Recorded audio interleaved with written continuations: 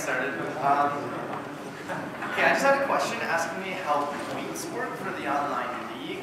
So basically, I think I said it somewhere, it's very similar to how money works. So if you just try to maximize the amount of money you win, you'll usually end up getting also maximizing your number of points. It's slightly different in that the top 33% get points, as opposed to only the top 20% getting money. But the sum of the points given out is always equal to the number of players playing the tournament. So if like 50 people play a tournament, then like the top 33% will get points. So it's like 17 people will get points, and first place will get maybe like 7 points or something like that, and second place will get like 5 points, and like 4 or 3.5, something like that.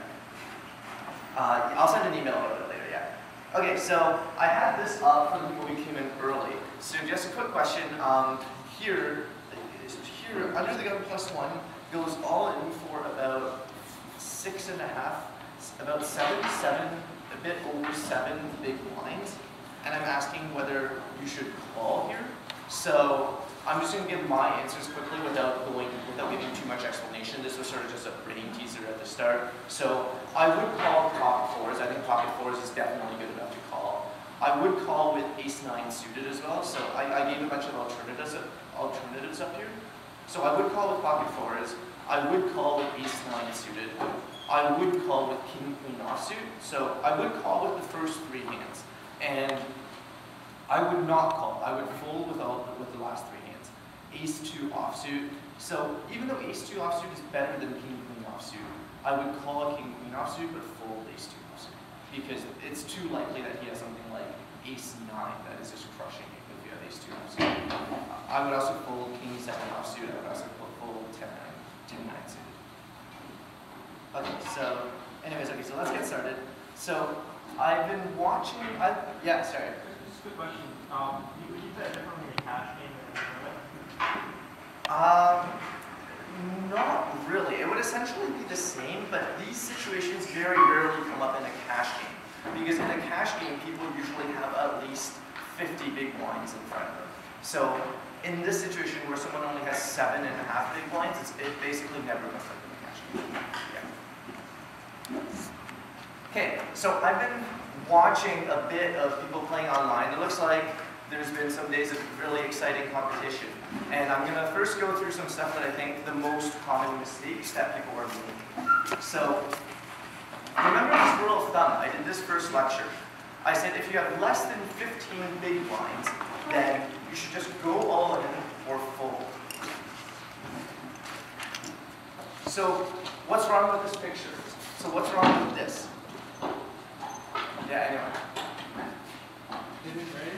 Right, exactly. It's what I just said, right? You have, under the gun +1, they have less than 50, they have 10 big blinds, right? They have around 10 big blinds.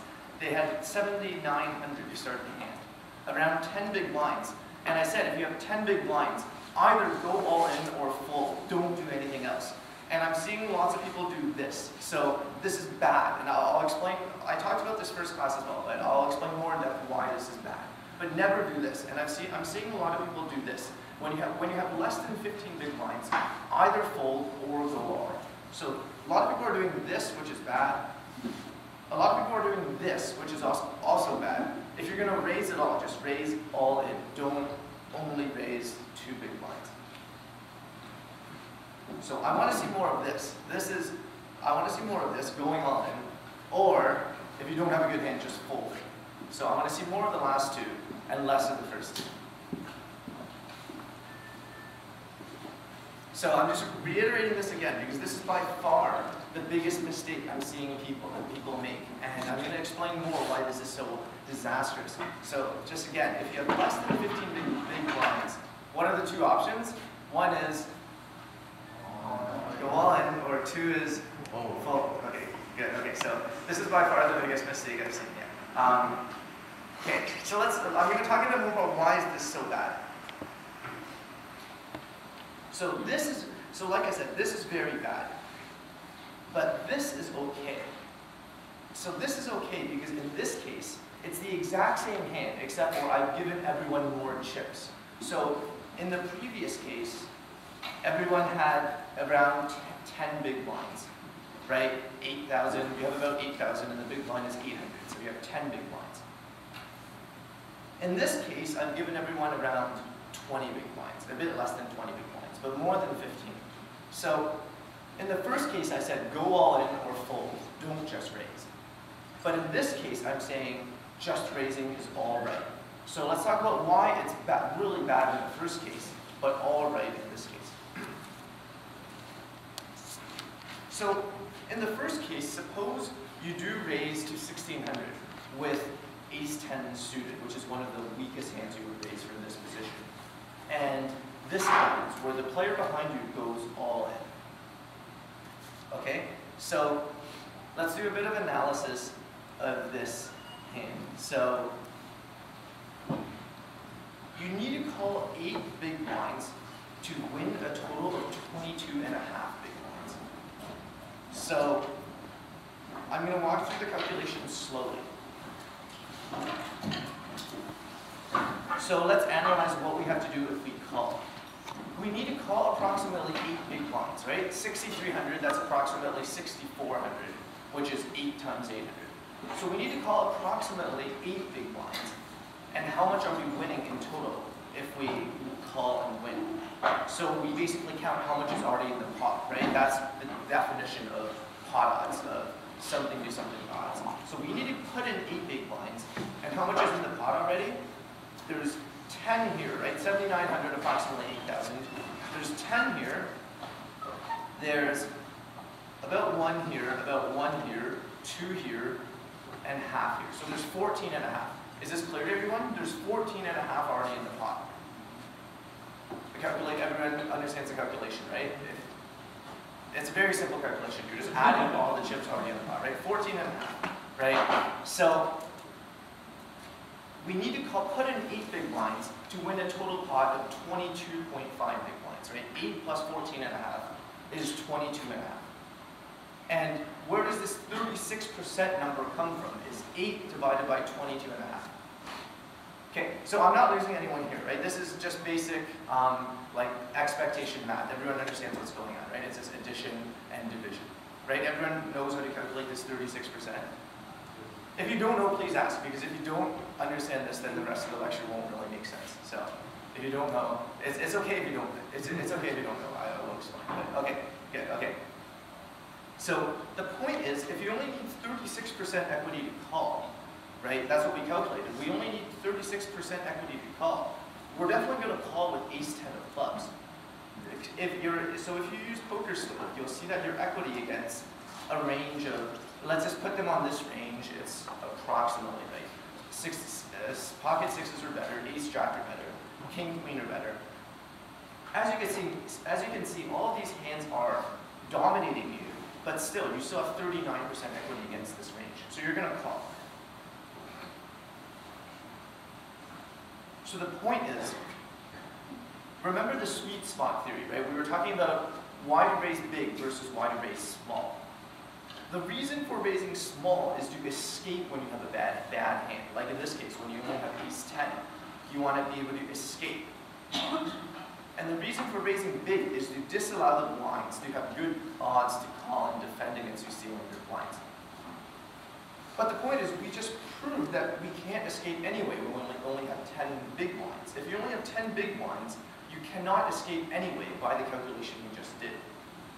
So the point is, all the advantages of raising small, which was to escape, don't apply, because you can't escape anyway. So there is no advantage to raising small. So there's absolutely zero advantage to raising small. So you might as well raise as big as possible, which means go all in. So that's why it's just an illogical play to not go all in, because there's no advantages to it, and there's only disadvantages where you allow people to see the flop for cheap. Okay, so this is why I want to see, so let's just go through the pictures again. So too much of this, right? Too much of this when you have 10 big blinds, just calling. When you have 10 big blinds, raising to 2 big blinds. Too much of this is all bad, and I've seen too much of this. And there needs to be more just going all in, risking all your money, or just getting out of the hand. not wasting any money on the hand. Okay, so that's enough of that, but I really wanted to drive the point home. Okay, now let's look at the second case and see why we can escape. So it's the same situation with ace-10 of clubs, except now you have 20 big blinds. So if you do the same calculation, you need to call 17 big blinds to win a total pot of 40 and a half big blinds. So if you do the division, 17 divided by 40.5, you'll see that you need 42% equity, which you definitely do not have, so you can escape it fully. Well, yeah? So by escape, you mean your hand is, you can't escape because your hand is so good that you should be playing it, right? Right, because you've already put in such a large percent of all your chips that you cannot escape. There is no escape. But in the second case, so in the first case, you put in 2 big blinds and you only had 10 big blinds. That's 20% of all your chips. You can't really escape because it's too large a percent of your chips. But in the second case, if you do the math, you'll see that you can escape because you had 19 big blinds and you only put in 2. And the percentage of your chips that you put in is a lot smaller. So it makes sense for you to escape. Yeah. Is it another possibility to say in the tournament, top 20 people actually gets in the money and now you are 21, so you don't want to plus it right before that. You don't just don't go on. Is that just Yes, okay, so yeah, this is a good point, and I haven't really talked about it because it makes calculations a lot more complicated, but I'll talk about it in a few classes probably. But yeah, so the question is, what he said was, if like the top 20 get paid and there's 21 left, you want to be more conservative and you don't want to go all in as frequently. But that means you just fold. You still shouldn't be raising or calling. You should just fold in that case if you're trying to be conservative. Yeah. So how do you assign a distribution to what your opponent has if you go all? Okay, so this is basically mostly just experience. And also, remember in the first class, I showed you how to calculate which hands he should re-raise with. So it's a combination of experience and doing lots of calculations with poker stove and seeing how much equity certain hands have against certain ranges. So, sorry, one sec. So yeah, so when I say a range, I mean, yeah, it looks like I'm kind of pulling it out of the blue, but I think all the ranges that I give should be approximately correct based on experience. And you can also figure the same things out by doing the calculations with poker stove that I showed you how to do last class. Yeah. Sorry, question. Yeah, do you think you range it kind of in detail when you do the slide outlook or so? Sorry, can you say that? When you do the slide outlook or so, do you think you manage the ranges in some way? Yes, yeah, you do. So after you've done it a while, you'll remember, you'll be like, oh, I was in the same situation a week ago, and you'll remember. So the point is, once you do enough calculations and see enough hands, you'll sort of remember approximately what their range is, because you've seen every possibility, basically. Okay, yeah? I guess back to that question, when I'm first considering like a Nash equilibrium, because like, let's say you're the guy who's raising, right? You might not have the range that the second guy thinks you have when you raise any ranges you think he has that, so you can, force him to. Well, is there like a Nash equilibrium? Yes. So like the ranges that I'm suggesting are not necessarily the Nash equilibrium ranges, but they're more the ranges that you see the most often in practice, I'd say, which is pretty close to Nash equilibrium, but it's not necessarily mathematically the optimal range for it. Yeah. So what if we have pocket kings at the same position, instead of two decisions, just make it and really slowly or call all in after the other guy just all in after that? Yeah, so if, if you're saying if this guy has pocket Oh, kings. no, I mean, now we have ace-10 suited. Instead of this, we have pocket kings. Yeah. Yeah, so in that case, we want to go all in. right, Instead so of, like just get the steel lines. right, you would still go all in because like it doesn't really make sense for you to not go all in if you have less than 15 big ones. Yeah. And yeah, so, I mean that's a very good hand rate, so you would call in this case. But okay, so Right, so, okay, so this is the general pre-flop escaping rule. I mean, the calculation is different every time, but in general, if you put in 1/5 or more of your stack in pre-flop, then you should never fold the hand pre-flop. So you put in too big a portion of your stack. So that's what I was talking about when we were doing the calculations. If you only have 10 big blinds and you raise the 2 big blinds, basically you should never fold the hand pre-flop because you'll always have a chance of winning that, and you put in too large a percent of your stack. So otherwise you can think about folding.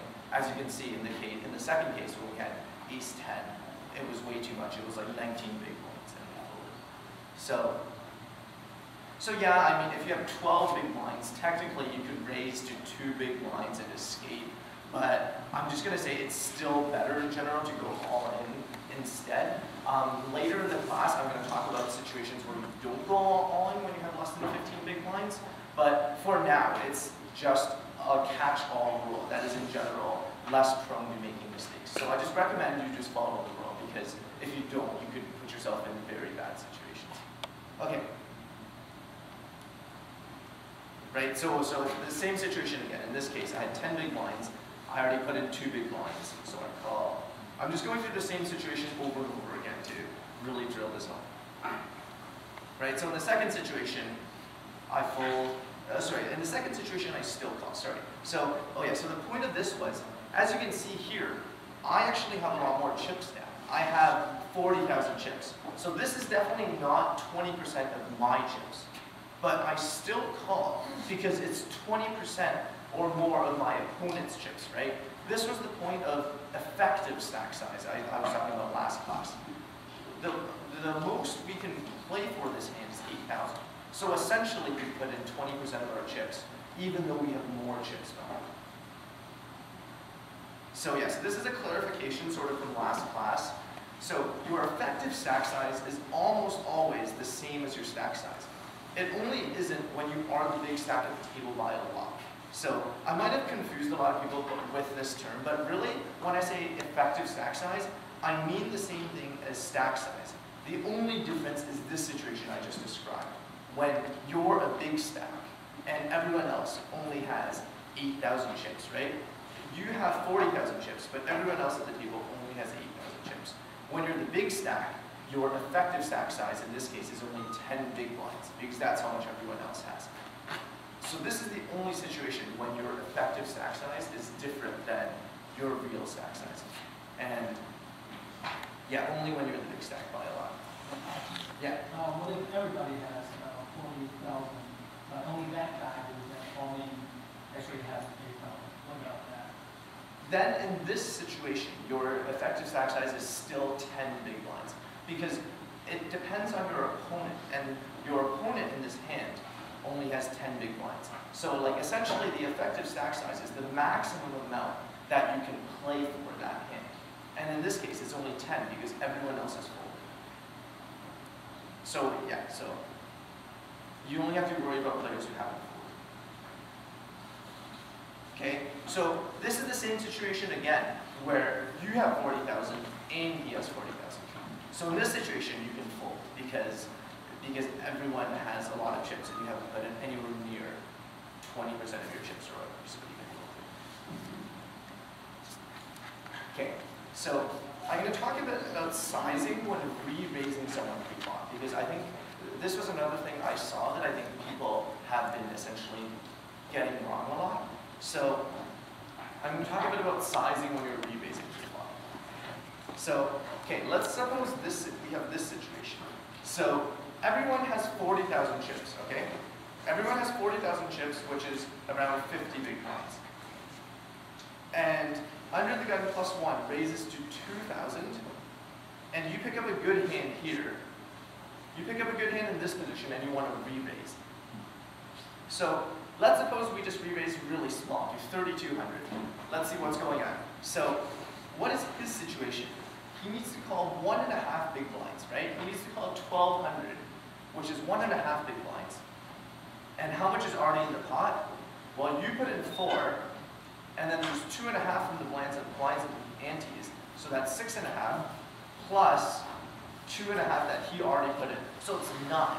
So if you only re-raise the 3,200, you're giving your opponent 6-1 odds because he only has to call 1.5 to win 9, which is pretty ludicrous because if you only have ace-king, no matter what 2 cards he has, he's going to be profitable if he's allowed to call with 6-1 odds.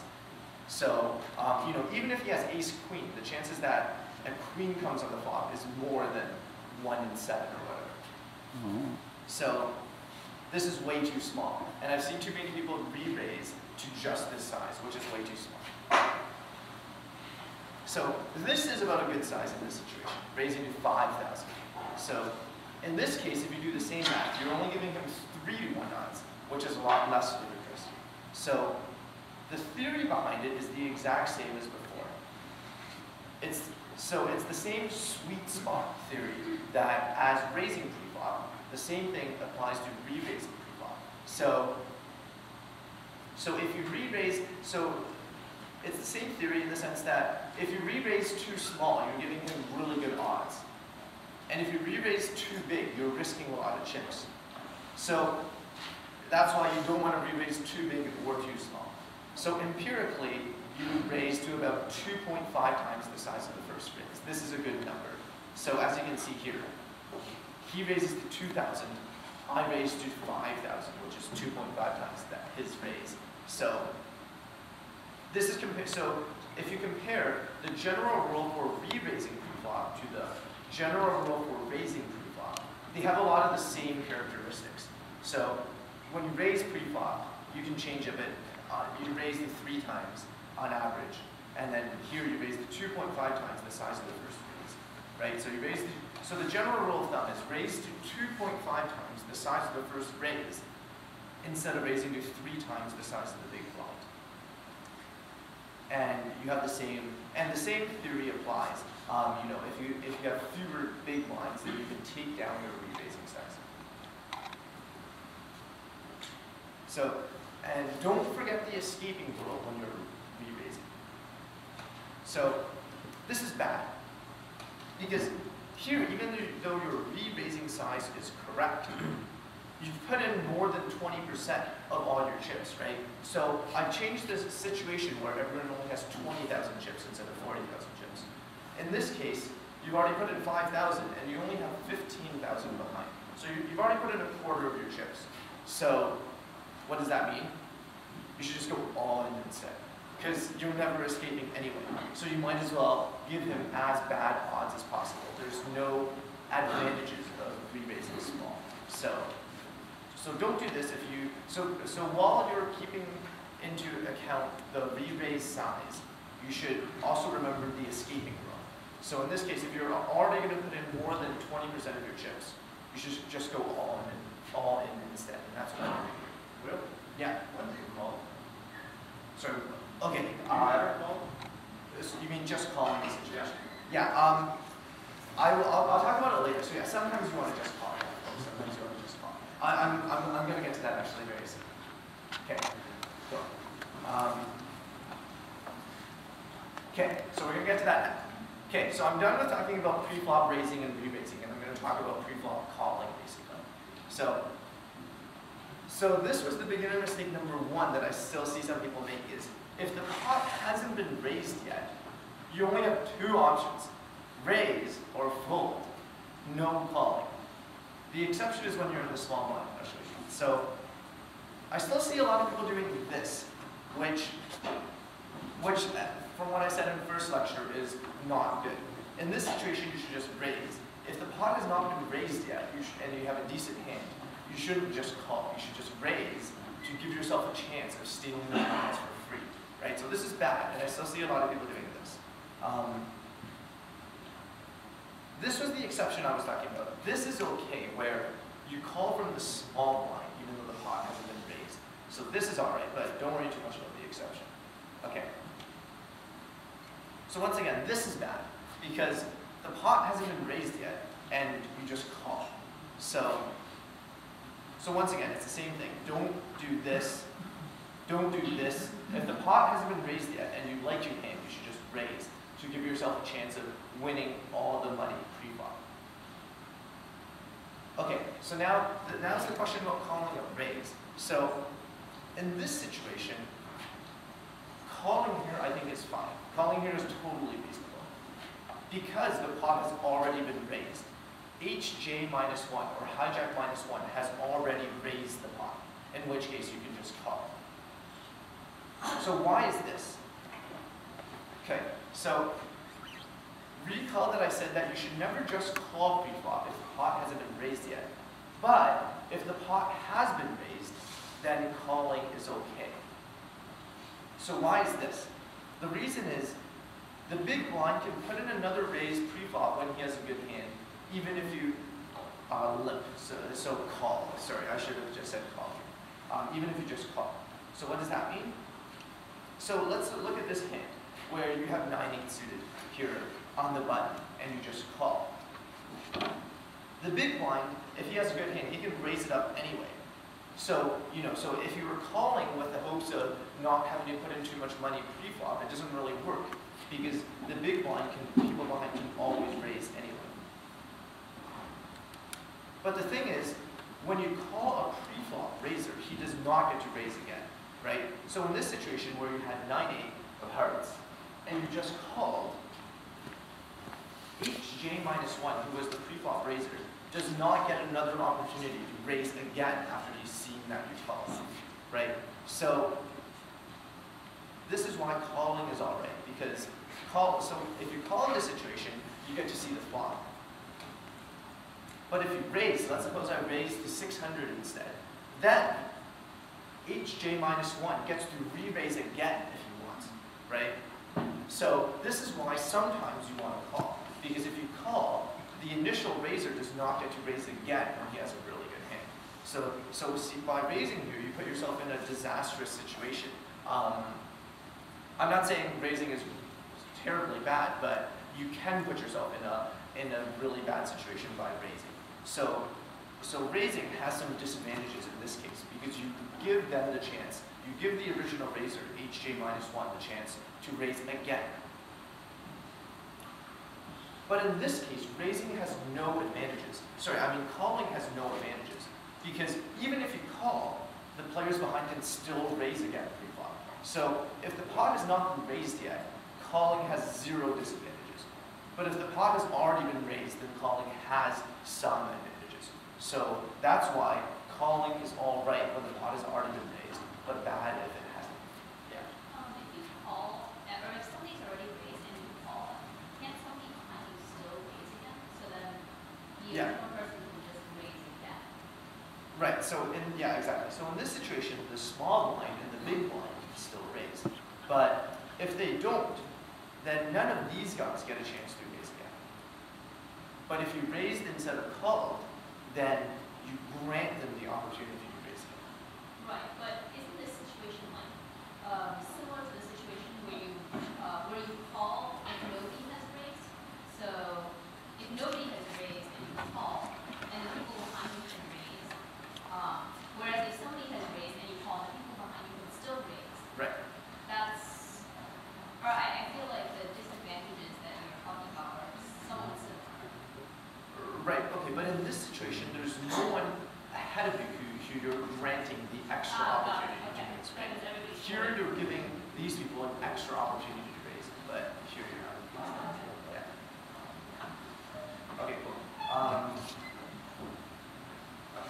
Right, okay. So hopefully that I drove that point across. So if the blind has not been raised, you should raise yourself. If the blinds have been raised, then just calling is all right.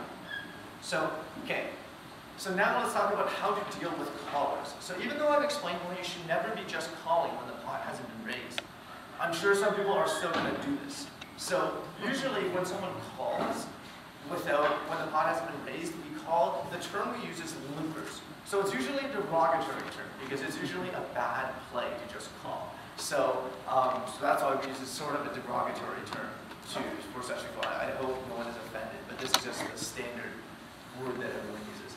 Okay, so one thing to note about dealing with people who call is, let's suppose we have this situation where 3 people in front of you just limped or called, and I'm telling you, you want to raise, right? So now the thing you've got to realize is you need to change your raise size a bit. So if you were following my rules from last lecture, in this situation you would raise to 3 times the big blind, or raise to 150. But the problem is this is too small now, because there's more money in the pot, right? Let's suppose you raise to only 150. When it's folded to CO, he only has to call 100, and there's already 200, 300, 375 in the pot. It's really good odds for him. So you want to make the odds worse by raising more when there's already plenty. So a general rule that you can use is you raise 3 big blinds plus 1 big blind for each limper. So if there are limpers ahead of you, when you should raise a bit bigger, because there's already some money in the pot, so you should raise bigger. So a decent rule is just add 1 big blind for each limper behind. So in this case, you would normally raise to 3, but there's 3 limpers. So you would raise the 3 plus 3, which is 6 big blinds, which is $300. So in this case, I would raise the $300. Okay, I'm going to skip a few slides. Can you explain that again? Yeah, sure. So this slide again? Yeah, I mean, why does the one big blind add up? Sorry, say that again? Why do we add one big blind per limper? Okay, so we got to raise bigger when there's limpers. And the reason is because when there are limpers, there's more money in the pot already. So if you only raise to 150, then CO is going to have ludicrous odds to call. All of these people are going to have ludicrous odds to call. Because when they call, they also take into account the $50 that they each already put in, right? So you should just think about this as raising where there's more blinds already in the pot. Normally when you raise, if there's no limpers, there's only the $25 small blind plus the $50 big blind, right? But in this case, the way to sort of think about it is there's those blinds plus these blinds. So the blinds are bigger, so you raise bigger. Yeah. Okay, so I'm going to skip a few slides about playing pieces. Okay, so yeah, so I'm going to talk about some post-flop play now. So I've been talking mostly about pre-flop play. I'm going to give people a lot of examples of hands of post-flop play because I think this is also important and I haven't really done this yet. So, but I'm going to take a break. I'm going to take a 3-minute break and start in like 3 minutes. And yeah, we can go to that.